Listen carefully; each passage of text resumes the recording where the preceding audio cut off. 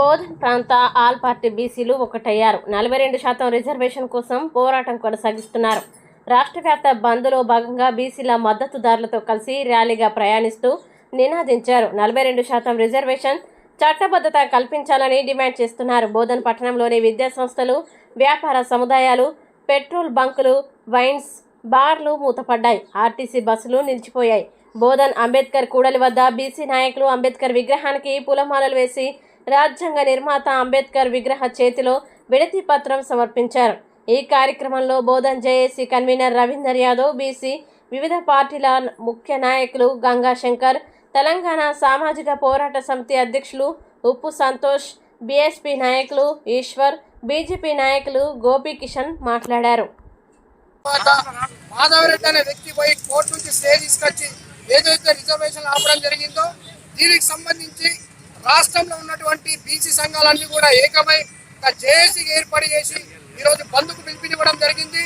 దీంట్లో భాగంగా బోధన్ నియోజకవర్గంలో ఈరోజు బంద్ చేయాలనేసి గత 2 రోజులుగా మన వివిధ కార్యక్రమాలు చేపడుతూ అన్ని షాప్ తిరుగుతూ బంద్ను పాటించాలని రిక్వెస్ట్ చేసినటువంటి మన బీసీ కుల కుటుంబ సభ్యులందరికీ కూడా నేను బీసీ జేఏసీ తరఫున వారికి ప్రత్యేక ధన్యవాదాలు తెలియజేస్తున్నాను.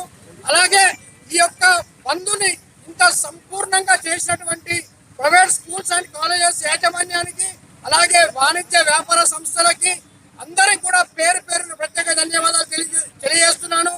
ఒక లెక్క తెలిసిన తర్వాత ఏదైతే ప్రభుత్వము అన్ని పార్టీల యొక్క నిర్ణయంతో ఒక నిర్ణయం తీసుకోవడం జరిగింది. అసెంబ్లీలో ఒక చట్టం చేయడం జరిగింది. ఏమనంటే 42% బీసీలకు రిజర్వేషన్ ఇవ్వాలని ఒకటి చట్టం ప్రవేశపెట్టినప్పుడు రాష్ట్రంలో ఉన్న ప్రతి పార్టీ కూడా దానికి సపోర్ట్ చేసి యునానిమస్లీ తీర్మానం చేయడం జరిగింది. అది మన ఏదైతే గవర్నర్కు పంపిన వెంటనే ఆమోదించకుండా ఇప్పటి వరకు మనకు కాలయాపన చేయడంతో ఈరోజు ఏదైతే GO9 తీసిన ప్రభుత్వానికి గవర్నమెంట్ తీసిన దాన్ని కూడా ఈరోజు కోర్టులు వ్యతిరేకిస్తూ ఉన్నాయి. కాబట్టి దీనికి బీసీలంతా ఈరోజు ఏకధాటిగా వ్యతిరేకిస్తూ వెంటనే బీసీలకు 42% రిజర్వేషన్ ఇవ్వాలని ఈ సందర్భంగా కోరుతా ఉన్నాం. ప్రతి ఒక్కరూ బీసీలు ఉవ్వెత్తున ఉద్యమాలు చేస్తూ ఈరోజు బంద్కు పిలుపునివ్వడం జరిగింది. ఈ బంద్లో పాల్గొనడానికి వివిధ కుల సంఘాలు, జేఏసీ మరి అన్ని పార్టీలకు సంబంధించిన వ్యక్తులు అందరూ హాజరు కావడం అనేది గర్వించదగ్గ విషయం.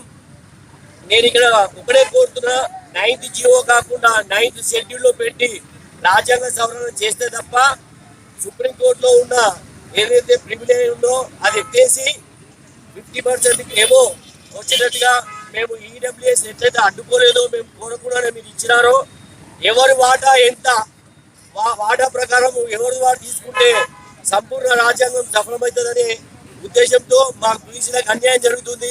తరతరాల నుంచి ఏదైతే అన్యాయం జరుగుతుందో దాని మీద నిజమైన పోరాటం చేయడానికి ఇప్పుడు ఉద్యమం స్టార్ట్ అయింది అంటున్నారు. మరి ఇక్కడ తెలంగాణ ఉన్నటువంటి మినిస్టర్లు కానీ ఎంపీలు కానీ తక్షణమే ఈడబ్ల్యూఎస్ ఎట్లయితే మీరు వెంబడే పార్లమెంట్ లో బిల్లు పెట్టి వాళ్ళు 10% కల్పించినారు, అదే విధంగా అదే తరుణంలో మీరు ఇప్పుడుగా బీసీ ద్వారా డిమాండ్ చేస్తా ఉన్నారు. వేదిక ద్వారా వెంబడే పార్లమెంట్ లో బిల్లు పెట్టి మీరు 42 రిజర్వేషన్ వాళ్ళ జనాభా ఎంత ఉందో భారతదేశంలో అంత రిజర్వేషన్ ప్రకటించాలి. అదేవిధంగా పార్లమెంట్ లో తక్షణ సమస్యలు పెట్టి మీరు షెడ్యూల్ 9 లో పెట్టాలని చెప్పేసి బహుజన సమాజ్ పార్టీ డిమాండ్ చేస్తా ఉన్నది.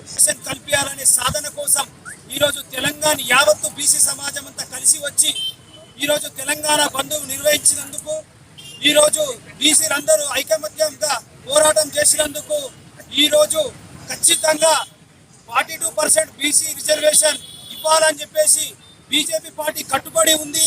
బీజేపీ పార్టీ రాష్ట్ర కమిటీ పిలుపు మేరకు ఈరోజు ఈ యొక్క బంద్లో పాల్గొనడం కూడా జరిగింది. మేము అనేది ఏంటంటే 119 కులాలున్న బడుగు బలైన వర్గాల బీసీ కులాలు ఏవైతే ఉన్నాయో ఆ కులాలకు మాత్రమే ఈ యొక్క 42% రిజర్వేషన్ చెందాలి. దీంట్లో మైనారిటీని కలిపి బీసీలకు అన్యాయం చేయాలని చూస్తూ ఉన్నారు. దీనికి బీజేపీ పార్టీ వ్యతిరేకం తప్ప కానీ 119 బీసీ కులాలకి న్యాయం జరిగితే బీజేపీ పార్టీ ఎప్పుడు కూడా ముందుంటుందని చెప్పేసి